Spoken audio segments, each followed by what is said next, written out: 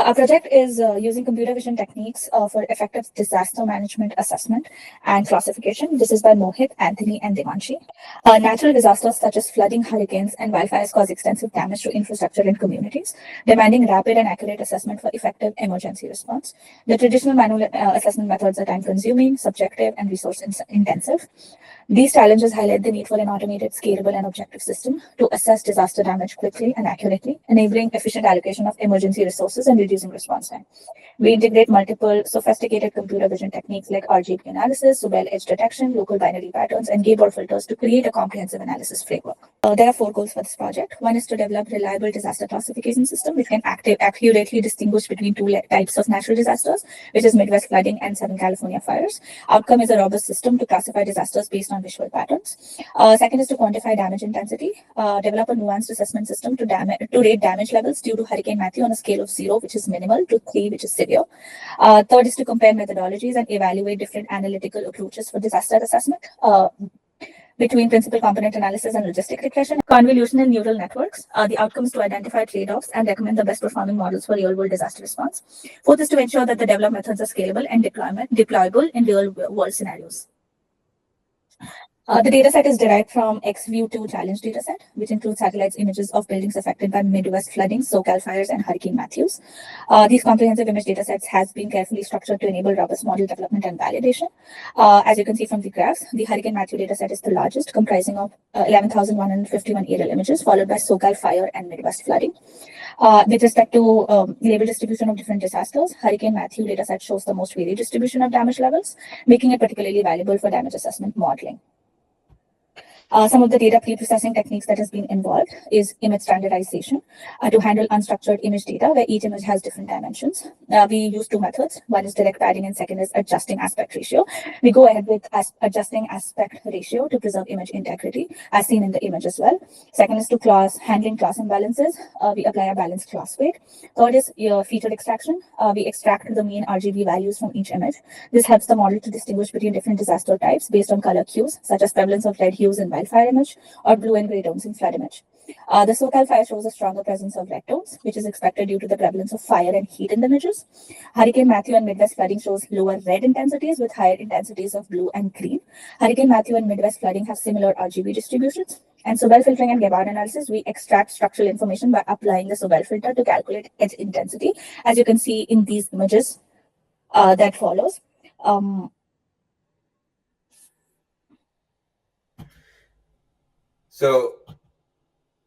Okay, then we have image dimension distribution for different disasters. As you can see, Midwest flooding is skewed towards smaller sizes, which is less than 100 pixels.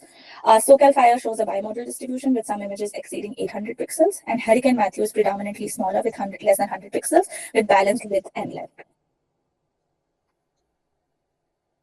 So the first approach that we tried to use to build our disaster classification / damage assessment models was principal components analysis, which is a dimensionality reduction technique that has been used to solve many problems. But these PCA components essentially will help provide a useful smaller dimension data set in order to train a regression model. In this case, we chose logistic regression. And logistic regression is essentially a model that can use a sigmoid function to perform some kind of binary classification when we train it on labeled data. In this case, our data is our 256 by 256 images that are then scaled and passed through the PCA to reduce them down to 5 to 10 dimension data, which we can then try to predict from using the labeled classes or damage levels. So for our task A, which was the SoCal fire versus flooding classification task, we used 5-fold cross-validation and a left-out test set to check the accuracy for this combined PCA plus logistic regression pipeline. And we found that by increasing the number of components, we got better and better performance, but with diminishing returns. So PCA with 5 components performed pretty much exactly as well as PCA with 8 components. So to save computation, we kept it at 5 components. And this was further highlighted. You can see on the top here the top loadings for the features for the 8 component PCA, and below that the 5 component PCA.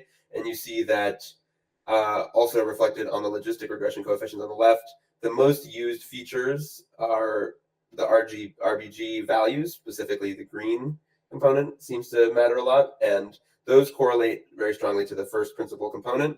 And then the next most used feature was the mean Gabor value, which is our second principal component. So interestingly, the linear binary patterns, which were not used by the 5-component model, they were only used by the 8-component model, didn't seem to provide much added value. And then for the second task, we again trained PCA with 5 components to predict the damage severity levels. This case, just from the Hurricane Matthew data. And we actually tried both linear and logistic regression models here because the data was numeric, so we could try linear regression, but ended up just rounding it. Interestingly, the logistic and linear regressions provided basically the same results, which was only 45% accuracy and a heavy overprediction of the damage class 1, which you can see here in this distribution on the left. So we think this could be solved by doing better feature engineering, but instead we tried a different approach, with which Anthony is going to talk about. Yes. So we also tried CNNs, and I have a little breakdown on what we included in our CNNs to see how it can improve our accuracy in the end. So we have convolutional layers. We tried to try a specific amount of convolutional layers, and we saw that 3 caused us to have a lot more volatile validation accuracy. So we decided to keep it at 2. And then after the convolutional layers, we had 2 fully connected layers. And then the very last layer was set to either 2 or 4 neurons in order to adhere to either task A or task B. We also had average pooling, which helped reduce the spatial dimensions and also helped with feature extraction. And then after each layer, we would have an activation function, and we decided to use ReLU to include some nonlinearity within our convolutional neural networks. We tried using dropout as a regularization tool to prevent overfitting, but it kind of caused our validation accuracy to jump back and forth. So we decided to not really include that, and it seemed to may have introduced some randomness to our predictions. And then we also had Bass normalization that normalized output layers after the convolutional layers, which had helped us increase our overall accuracy. However, it did cause us to suddenly drop in validation accuracy and then start going up again after a specific epoch. And so for training our CNNs, like said earlier, we resized and padded all of our images to 256 by 256. And we had 15 epochs to see. We thought that was a good spot because it lets us see where our model started going to become volatile or started to plateau in our metrics. We used the cross entropy loss and then the atom optimizer. And we also had 2 different learning rate schedulers that we tried, which were exponential LR and multi-step LR that helps us adjust our learning rate during training so it doesn't cause our minima to like overshoot back and forth. And throughout each epoch, since we said that our validation accuracy seems to jump after a specific point, in order for it to work best on the test data, we save the best model with the best validation accuracy. And so for task A, our best epoch model ended up having a test accuracy of 96% around, and our validation accuracy was between 55% and around 96 or 95.9%. And we saw that it started plateauing and decreasing and being a little volatile after epoch 9. And we saw that our training F1 score was between 59% and 95%.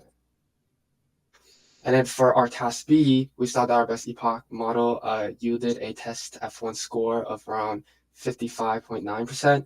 And our validation accuracy was going between 0.38 and 0.6.